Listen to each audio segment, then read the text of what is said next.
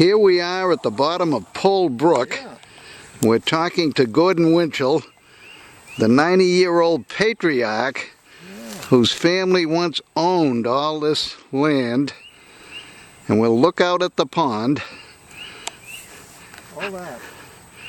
High water, 2010. Tell us the story, Gordon, about your family and Ed Farrar. Oh, Ed Farrar, yeah. Well, of course, they've been here since the mid to late 1600s and farmed it up until we came here in 1925. And he was a very remarkable fellow. At that time, he was just doing some local farming with grapes and a little orchard and a small vegetable garden for his own use. But before that, the tremendous things that the families did with all the stone walls and the construction work is absolutely amazing. So we're at the bottom of Pole Brook here, huh? Yeah.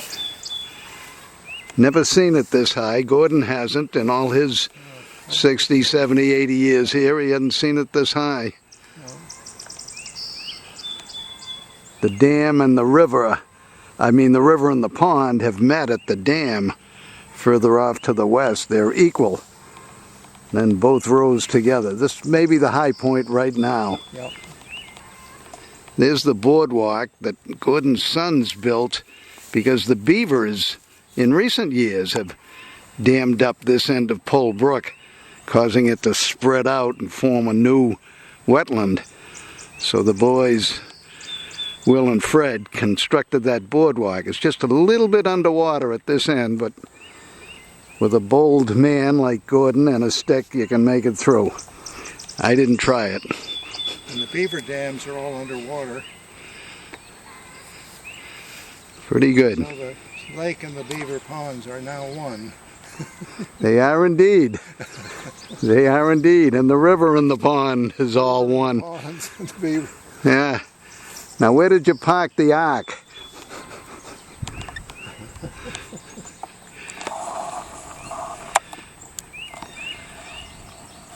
No more history to share with the people? That old man Farrar told your old man 200 acres and you got to take it all. He probably saw it when the river was high and decided it would make a good lake, and that's when he dammed it up at the turn of the century. Oh, that's right. It could have flooded in his time, couldn't it? Yeah. Flooded, and he could see it was the field became a pond. Mm-hmm. So he made it permanent.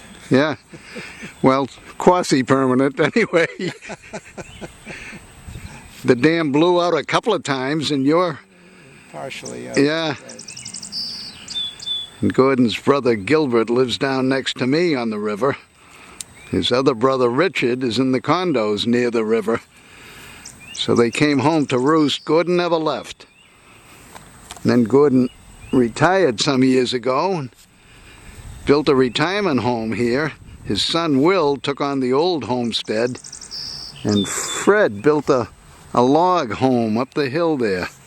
Across the Pole Brook. Across Pole Brook. So you bracket the brook. You and Fred have both sides of it. Have a very comfortable family compound. You sure do. You sure do. You would hope they would take care of the old man as he gets older, but no sign of it yet. Oh, we look after each other. Attaboy. All right, say goodbye to all your fans. Bye-bye. Au revoir. Oh, there's most all of the water that comes by except in the main flood times. There's no culvert under there? And we can drive over with trailers and trucks. It shows a masterful job that the early settlers were able to do with rocks. It's amazing. We haven't had to do a thing with it. We just use it. That's great. So there's no culvert under there. That's a rock. Yeah, it's just rock bridge. Culvert.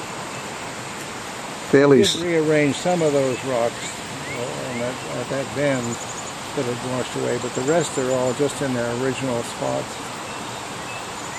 That's great. Where's the trout?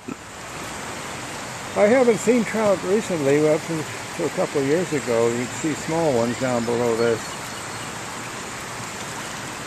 But I haven't been tried angling for them.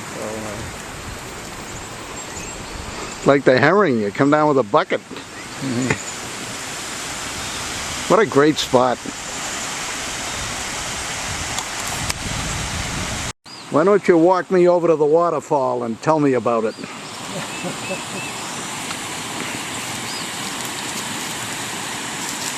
We're heading upstream, up Pole Brook, really, behind Gordon's house. Here we go. really much quieter now. It's beautiful. Really roaring. Yeah. It's pretty now, though. Most of the water is now down in the pond. Still coming. Pole Brook.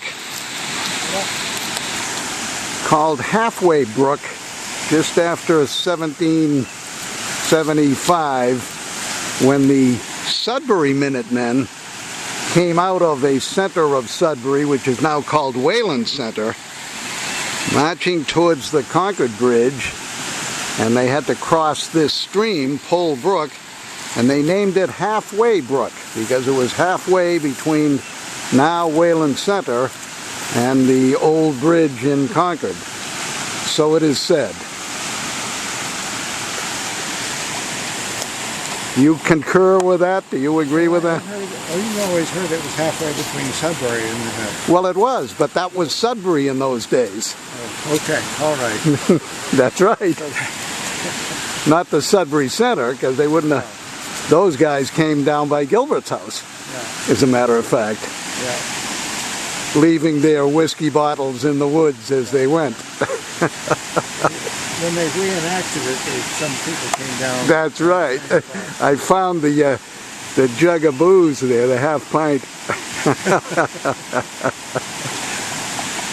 All right, we'll say farewell to Pole Brook.